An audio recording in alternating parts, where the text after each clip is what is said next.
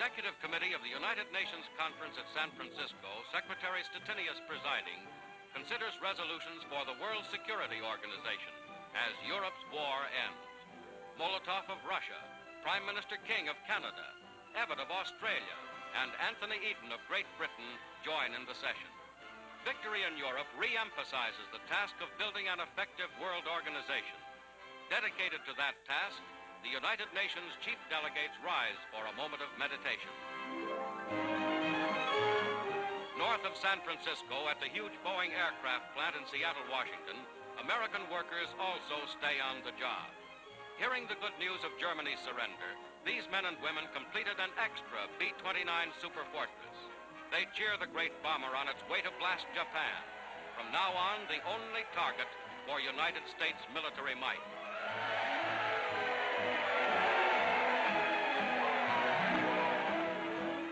The home front gets behind the 7th War Bond Drive, symbolized in this statue of the raising of the flag over Iwo Jima. The same flag that flew over Iwo Jima now goes up in New York. With victory in Europe, all New York's lights go on again, and Broadway once again becomes the Great White Way.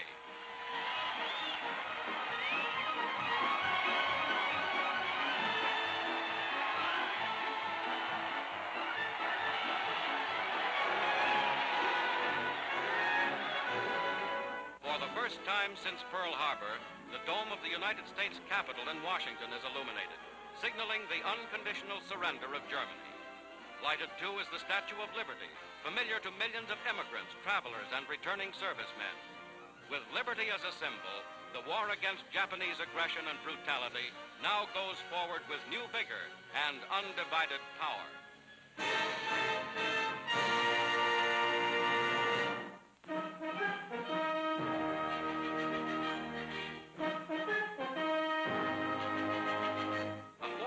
Chinese boy, war orphaned, is found by American soldiers, members of the 14th Air Force in China.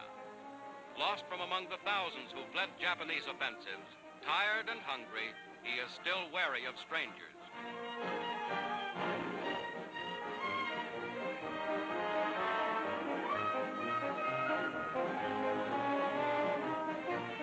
But a village elder persuades the little fellow to go along with the Americans.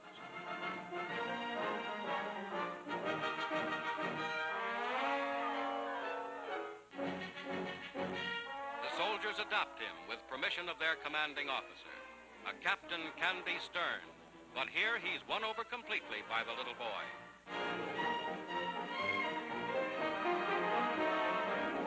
He's in the Army now, and the first thing a recruit gets is a bath.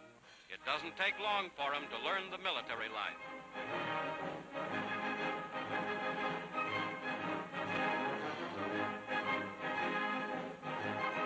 As company mascot, he rates the title of Assistant First Sergeant. This unit of Flying Tiger fame gives him the name of Little Flying Tiger Joe. Mess call.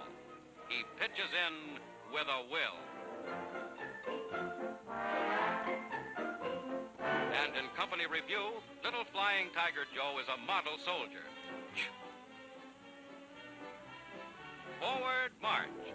As the column moves up, Little Joe brings up the rear, proud of his new life in the Army and proud of his American friends.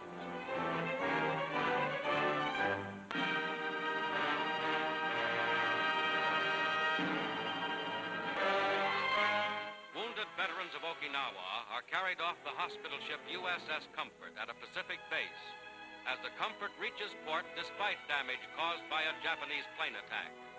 One side of the Mercy ship is smashed.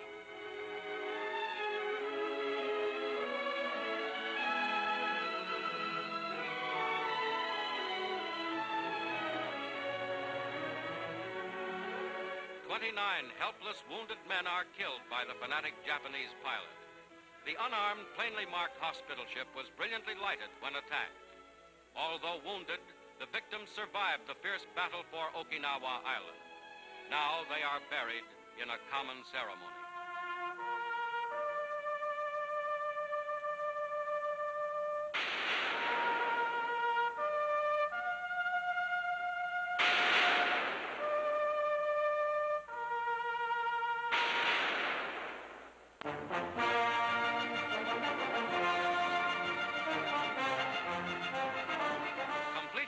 first airplane trip, 4 hours and 15 minutes from her home in Missouri, Mrs. Martha Truman arrives in Washington to join her son, President Harry S. Truman. This is the first time she has seen him since he assumed the nation's highest office.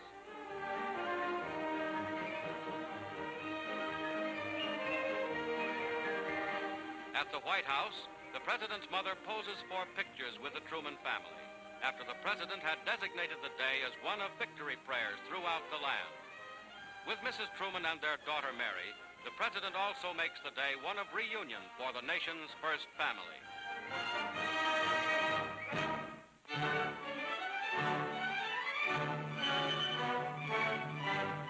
Near Hamburg, Germany, General Sir Bernard Montgomery receives German surrender offers from General Admiral Hans von Friedeberg affecting northern Germany and Denmark. The Germans, as always, seek to divide the Allies, offering surrender of 3 armies to Britain and America, but not to Russia. Curtly refused by Montgomery, they have one alternative: the unconditional surrender of all their northern forces. Among themselves, the Germans discuss the unyielding Allied terms before returning to their own lines. 25 hours later, they return. These historic pictures record their unconditional surrender of 1 million German troops.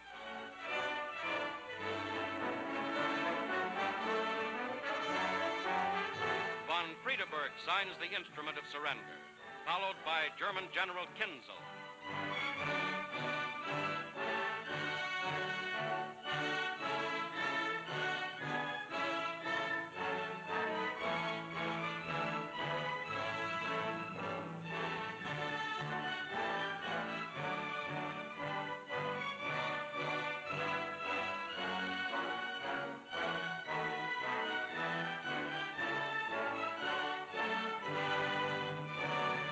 Montgomery signs.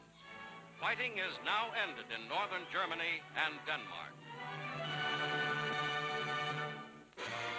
2 days later, Colonel General Alfred Jodl, Nazi Chief of Staff, arrives at General Eisenhower's schoolhouse headquarters in Reims, France, to surrender all remaining German forces to the Allies.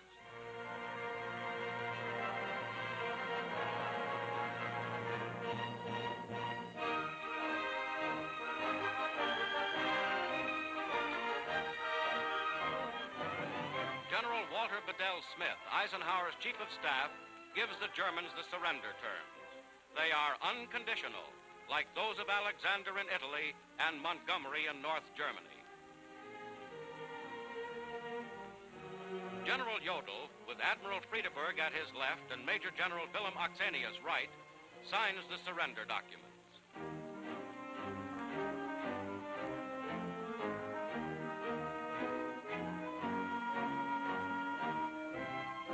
General Avon Suslov-Parov represents the Red Army. The delegates of the 4 powers, Russia, Britain, France, and the United States, now signed. General Jodl represents Admiral Dönitz, who assumed control after the fall of Berlin.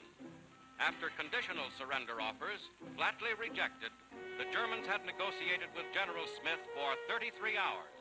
And now, in the early morning of the 7th of May, the war in Europe is over. General Jodl speaks Nazi Germany's last words. He delivers Germany's armies to the victorious Allies. The Allied delegates listen in silence. The war in Europe ends, as Roosevelt, Churchill, and Stalin had promised at Tehran and Yalta, in smashing defeat and unconditional surrender. General Eisenhower received the historic surrender pens. This is the glorious hour. The war against Germany is won. To all the forces of the United Nations, a thankful world says, well done.